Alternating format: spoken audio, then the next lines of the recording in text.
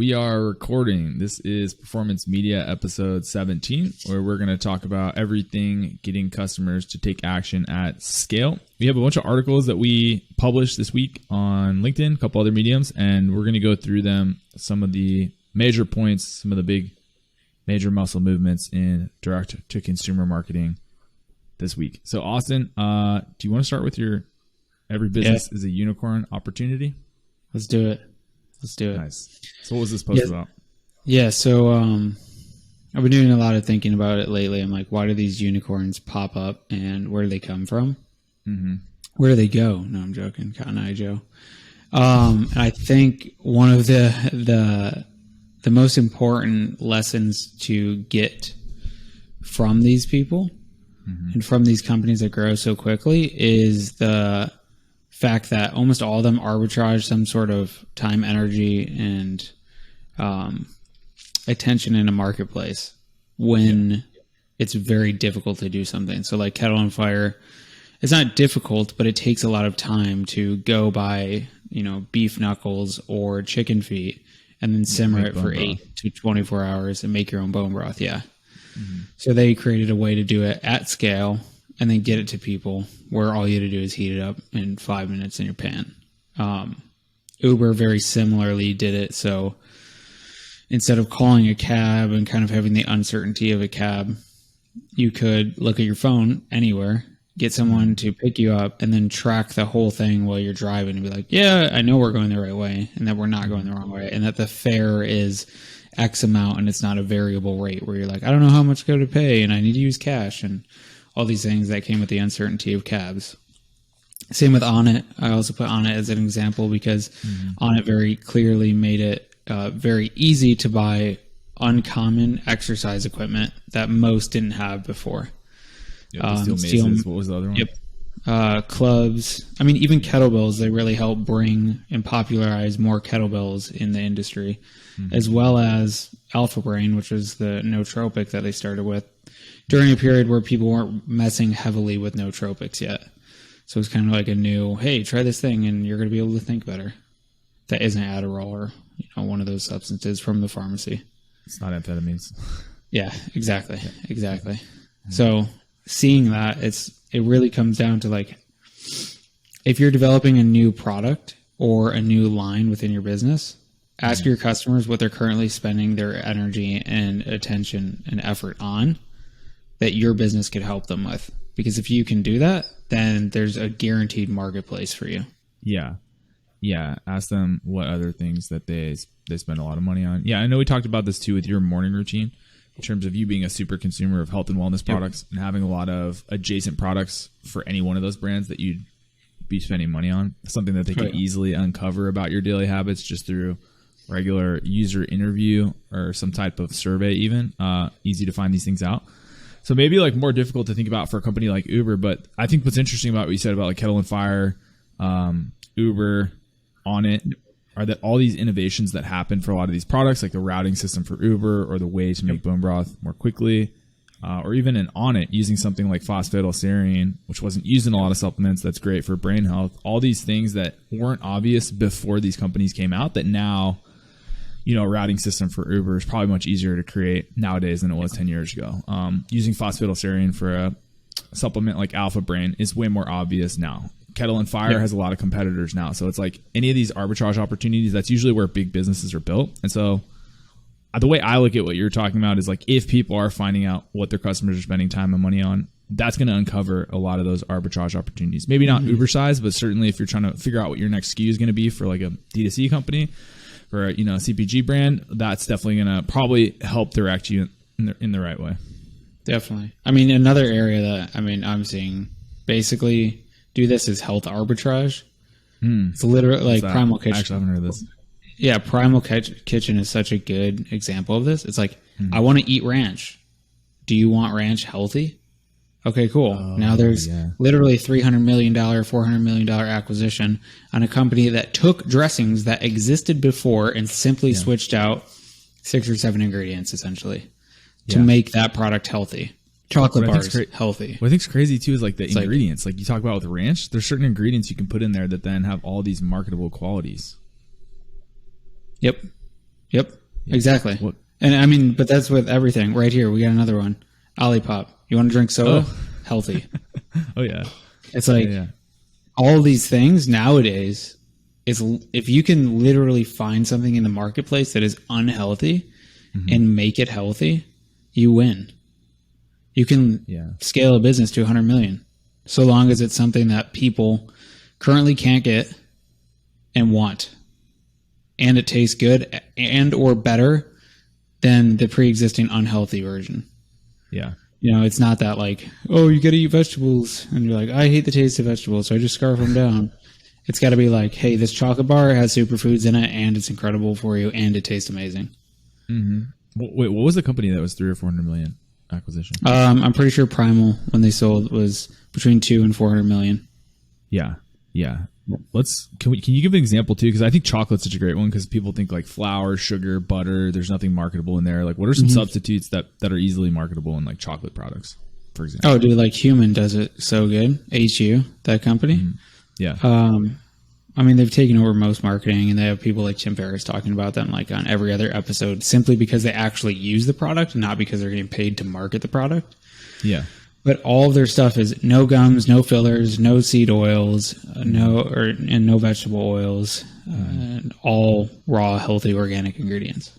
Mm-hmm. It's like so simple. You're just making chocolate regular, or they make crackers and they make chocolate covered peanuts and almonds and stuff like that. But it's all good for you. This isn't even like really crazy. It's just like simple changes. So simple. And then they did great with branding, right? Humans should be eating food that's good for humans. That's why they're HU. Okay. Yeah, that's so. I was just thinking of some crazy substitutes you can use in chocolate, even if somebody had like, I don't know, collagen or coconut oil mixed in, or there's so many ways to take these food products with like simple one or multiple ingredient substitutes that there's so many like, if you think about all the marketing behind just collagen by itself or just coconut oil by itself, it's like if you combine some of those ingredients and pull all the data points people are using to market those products individually, it's like, there's a lot there. Yeah, it's hilarious. It's kind of like Gary Vaynerchuk would always say, like, combine two niches. It's like, what if you combine two foods? Then there's unlimited combinations of things. Yeah. You think about how much like juice people have squeezed out of marketing foods, because it's like, how much can you really market like a commodity food product? But people have done it. And it's like, if you can take all the effort people have put into those products, especially the health substitutes, like again, coconut oil, which used to be like a cheap alternative. And like, you know, that's what everyone in a third world country is using to cook, and it's now like a magical health food product that has like billions of dollars of marketing behind it. It's interesting too, because like last 10 years you just look at shelf space in grocery stores, and like shelf space is completely changing to that type of food, healthy organic foods, or foods that are considered healthy. You know, the anti-seed oil campaign will be a massive one in the near future. I'm already seeing restaurants in Austin pop up that are advertising no seed oils, no vegetable oils. That's going to be a really good meta. It's a good coattail to produce some products. Take any product that's out right now and just say no seed oils or vegetable oils. Boom, you're done. It's easy. Yeah. There's so many. And I know we're in a bubble here in Austin, but how many times have we been out and people are asking what oils things are cooked in? Yeah. I mean, it's gaining momentum. As we get sicker, people are going to wonder why. It's pretty obvious. This was an article I wrote on why the vast majority of CPG companies never surpass $1 million in sales. And this was written by a consultant, Robert Wheatley, amazing article on what he calls attribute outcome associations. So just, what people are expected, what benefit they're expected to get from different aspects of the product. This can be ingredients. It can also be other aspects of the product like texture, flavoring, what have you. But any of the expected benefits they're going to get, and talking about them and knowing the important ones. So this is another reason I always talk about doing surveys or interviews, because you're trying to find out what's the really, really specific use case for why someone is repeatedly purchasing a product. Like, what are they getting out of it? I know we had people who were, people who were extreme dieters that were trying to measure their macros, and were looking at like specific macro ratios in a food, and there was a reason that they wanted that. So that'd be an example of like an attribute outcome association. Like, I want to be able to get my macros, like this food has this balance of it, so when I buy it, I know I'm getting that. A lot of companies don't hit this, and they don't know what the attribute outcome association their customers want for food products. They don't know what that is. So do you have any examples of like how you've helped clients to figure that out and then put that into the marketing, whether it's like paid or organic media? Yeah, I think one of our best examples actually just comes from reviews. And, you know, there's a product we were working with that if you read like, I don't know, they have 1,000 or 2,000. No, they have like 8,000 reviews in this product now. But you read through the top reviews, top rated, they're all about taste. They were all like, you know, this tastes like this.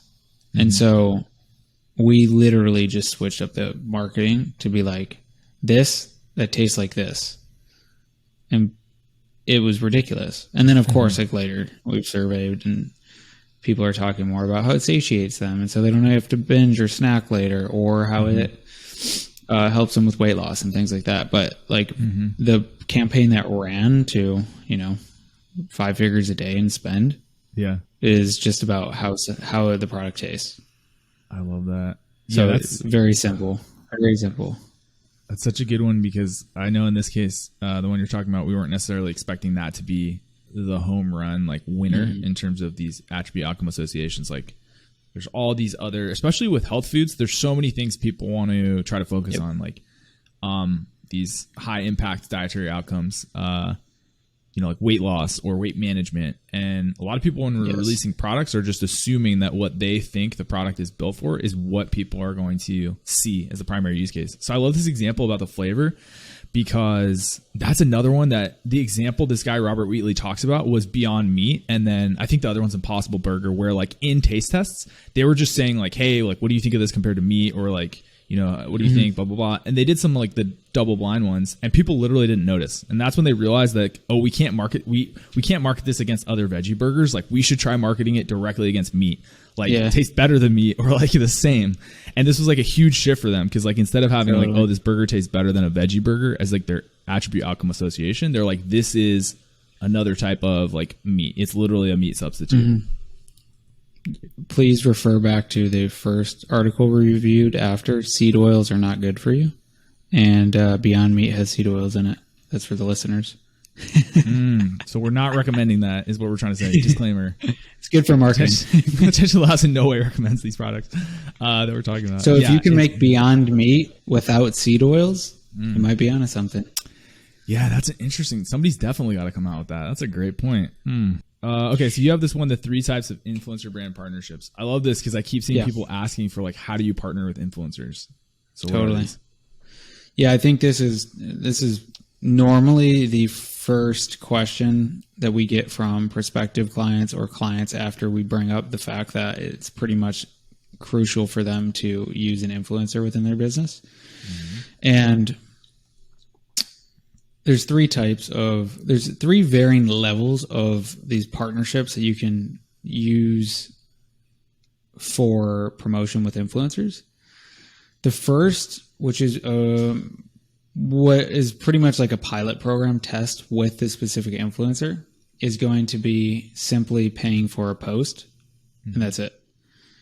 You essentially want to make it so it's open-ended. You can run, of course, the image or the video or whatever content you get for the desired length of time. Normally, we see between 1 and 3 months is kind of like that average time that the influencer will let you run the post.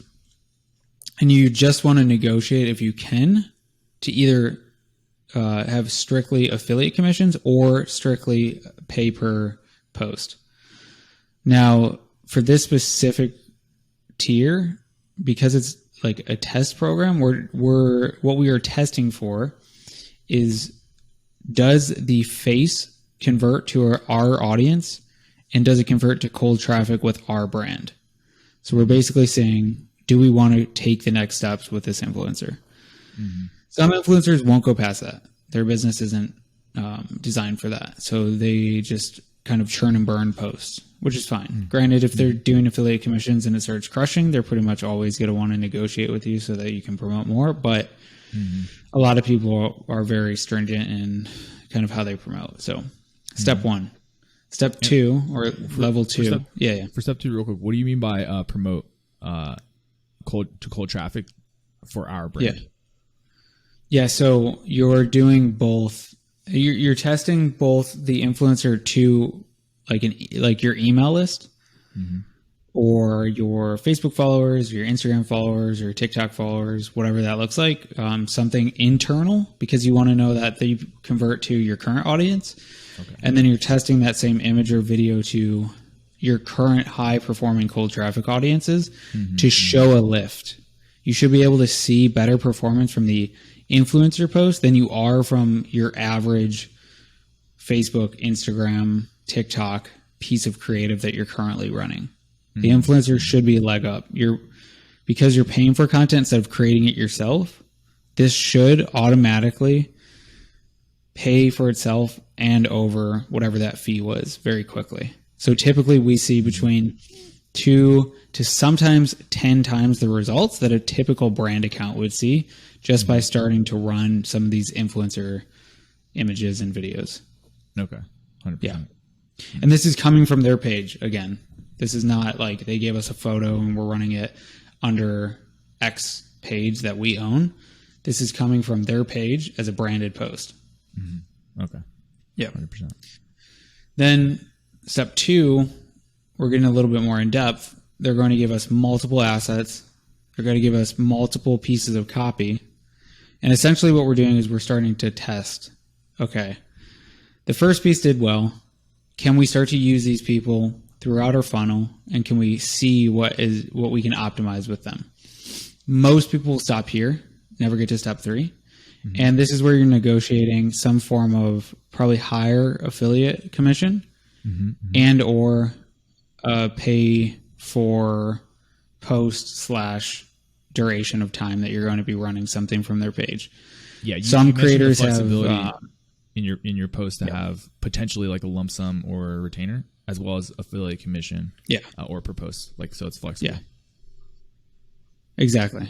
Yeah, because some like one of our friends and someone we know that does this, Ben Greenfield, he very specifically has a ridiculous amount of brands that he works with. He's got a he's got a ridiculous amount of brands that he works with, and so because of that, there's a schedule. And so we see this with a lot of influencers who are working with, let's say, more than 10 brands, because 10 brands is not that many. But when you're getting into hundreds, you have a very strict schedule of how you can manage things. Yeah, that's a so lot. There's a time limit on when you can run things, how much you can run things. And you just kind of further relationships over time. So yeah, step 2, you get to test. And of course, as we know, and most marketers / CPG business owners who are watching this should know, you always want to test. And so the more assets you can get, the better. You can start to set up remarketing for those who viewed the first video from that influencer via cold traffic. You can set up a remarketing campaign with the images they gave you, and you can start to really build out thoroughly a funnel. Lastly, this is the most step 3, and this is actually what I would say is the most successful relationship, but also not the relationship that you this is a relationship that comes through time, and or the influencer / celebrity / thought leader being a true fan already of the brand. Yeah. This is partner level. So the influencer may get a position of equity. The influencer may get a very high affiliate credit and work closely with the business. So they're basically on your team at this point. They might get a salary even. Just depends.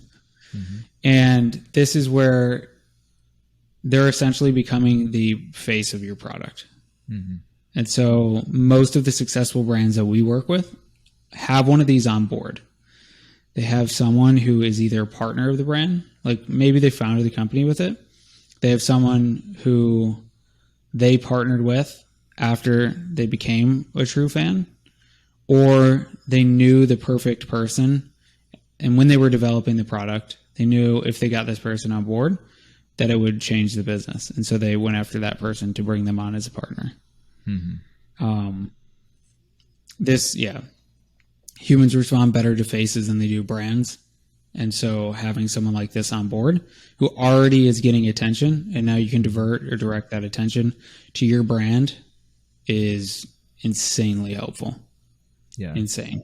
I think this is like, I know what you just said, like there are a lot of companies that start with a partner who's an influencer in the brand from the get-go. But if you don't have that, this is probably the only other magical success unlock in direct-to-consumer marketing right now, is to start creating a process where you're bringing on new people to test, going through this process of step 1 to 2 to 3, and ideally finding at least one person who genuinely likes the brand enough to want to invest in this partnership deal beyond just a retainer and commission per post or per sale. Someone who wants to have an active involvement in the team. So whatever that looks like, whether it's like once a week or even more, ideally, if you can just escalate a certain number of influencers through this process to find just one person that's willing to commit at that level, that's responsive in your market for your audience, then that is like the only magical unlock I can really think of in DTC marketing right now. Yeah. Insane. I mean, it changes the game. You just can't. You can't beat out influencers with a brand. We've never seen a brand account do it in the past year and a half, maybe since around iOS 14. Mm-hmm. Yeah. And I love this process though, because similarly, like while we've seen the amazing results, we've seen just as poor results from people not finding influencers that are aligned with the company and trying to get through this process and just wasting a lot of effort, and then having to pull posts that they're using, having to pull some of their best performing audiences that are from an influencer account. And it's just a huge mess when the people aren't aligned. Yeah. I mean, you can use a system like #paid. You just have to be very diligent about finding the right people, testing them, and knowing that 80% of the people that you use in a system like that isn't going to convert as well or better than your brand post, but also as well as someone you would directly, someone who is a thought leader or an influencer that you're already following or friends with, who is directly present in the space that you're wanting to be serving ads to or serving marketing messages to. Mm-hmm. Yeah. So the last post, this is probably the only one we have time for. I wrote this post, the 3 internal factors that must be present in every ad. And basically this was just to select pieces from Eugene Schwartz's Breakthrough Advertising and Claude Hopkins' Scientific Advertising. And so the points I brought up were desire, identification, and beliefs. And desires are just spoken and unspoken. So explicit and implicit desires people have, like real deep hungers they have. And this especially pertains to how they see themselves and where they see that self-image moving to by using your products. So whether that's a high stakes dietary outcome like weight loss, which is huge for people, or something else like you think of like perfume or cosmetics enhancing someone's appearance, real changes in the sense of self is what you want to get to with these desires. You don't want to stick to the core level things that people mention the first time you talk to them. Like, I want to have makeup that looks better. Well, why? Why? I want to have fit my macros. Why? There's some aspect of their self they want to improve, and they see your product fitting into that. So that's what you have to get to with desires. Identifications is what sort of, whether you want to call it social class or group affiliation or, someone that even says something as, apparently trivial as, I'm a family person. Like, what does that mean to them? All the identifications someone has in their head, like how does that play into why they're buying certain products, including yours? What are they hoping to enhance about those identifications they already have? And then beliefs, all the web of beliefs that make people interested in one thing versus another. Like, the mountain of beliefs you need to spend a lot of your hard-earned money because you think a keto or low-carb product is going to help you get towards one of these high-stakes dietary outcomes. There's so many beliefs in there. So without really digging into the layers of these desires, identifications, and beliefs and representing them back to your audience in ads, you're not going to have successful ads. So those things require tons of research, which is why I like Breakthrough Advertising and Scientific Advertising. They go deep on, you need to know your customers in depth. So I know that was a lot. Austin, what are your thoughts? Yeah, I mean, 100%. You got to know your peeps. If you don't know who they are, if you don't survey your audience or community, and you're not understanding all the components to why they would do something, then you're never going to be able to make it so they have a $600 grocery bill when they go to Whole Foods. Yes, I need motivation to do that. Yeah. Like if you just look at the carts if you go to Whole Foods and just watch people check out, it is literally just product after product after product. It's not like apples and oranges. It's not like generalized things. Even like meat nowadays, right? I know I get Force of Nature meat. Like I know exactly the brand of meat that I'm getting. It's a different game. And a lot of that's belief. I eat that because it's regenerative and they put heart and spleen in their, I'm pretty sure it's heart and liver in their ground beef. So it's like, that's the best ever. I would always want that. Yeah. Yeah. Do you have any like really, really hardcore ones? Because I know even in the article about your morning routine with those products, I know a lot of ones now. You have a kid with taking care of your daughter. There's probably a lot of ones taking care of your family. Yeah. What are like, just from your experience, what are some of the ones that you have like a crazy amount of beliefs around products you buy? Oh, seed oils. Well, I mean, my thing is like no seed oils at all, no vegetable oils. So even like 2 days ago, one of our friends does podcast advertising, texted me and was like, yo, this restaurant, I had no idea. I thought it was kind of grimy, but it's all they use is grass-fed butter, like amazing eggs and ghee and organic local products. Yeah. And like literally the day after, I'm like, okay, I'm getting this 100%. Like I need to try this restaurant out. Yeah. So my thing is, if somewhere has no seed oils, I'm in. Same with products that I would typically eat. For instance, like ice cream. If ice cream has gums and things like that, I'm not getting it. I'm never going to get it. Yeah. Gums, carcinogen. Yeah. This is like when I try to get you Starbucks. You're like, no. Yeah. Absolutely exactly. not. So it's just like those firm boundaries that I have shape what I can and can't eat. And then when I see a company like Jenny's, for instance, promote that they're using grass-grazed cows, it's like, why would I buy ice cream anywhere else? Because I know if someone's not promoting that they're using something that is costs more, then they're not using it. Yeah. 100%. So, yeah, my beliefs are very stringent around that type of stuff. And I spend a lot of money on ice cream and things like that. Yeah. Yeah, that's a good one. That's a good one because I know a lot of companies, they probably have aspects of their like manufacturing or supply chain that seem too obscure to really even trouble their customers with. But I bet there's enough cases that those things aren't being talked about where customers would care. Like someone, all the people out there like you that are like not using seed oils, not using fillers, not using gums, not using certain sweeteners because, people with their different types of artificial sweeteners, it's like religions, which ones are allowed and not. There's so many things. Yeah. Insane. And the hint is just don't use artificial anything. Sweeteners. Yeah. Don't use that artificial anything.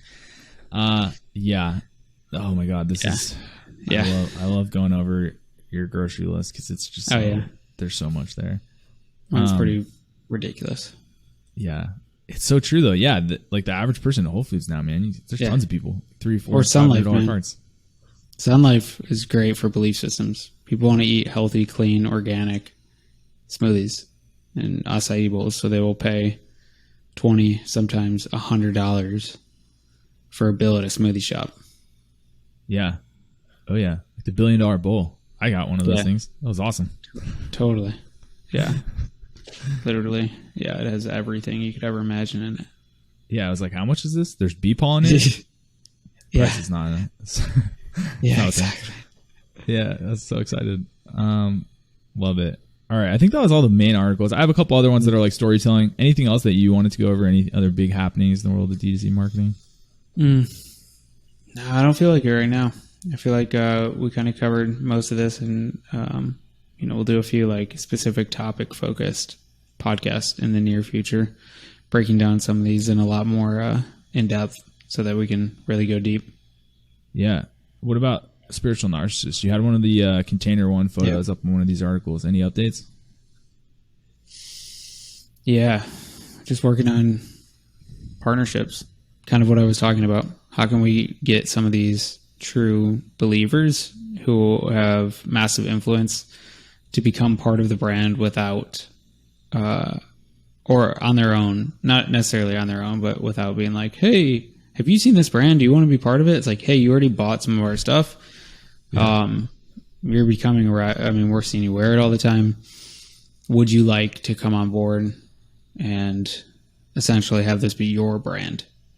I think that's a really good phrasing and mindset behind, moving in that partnership direction. It's like, hey, you love this stuff so much. You're talking about it all the time. Why isn't it yours?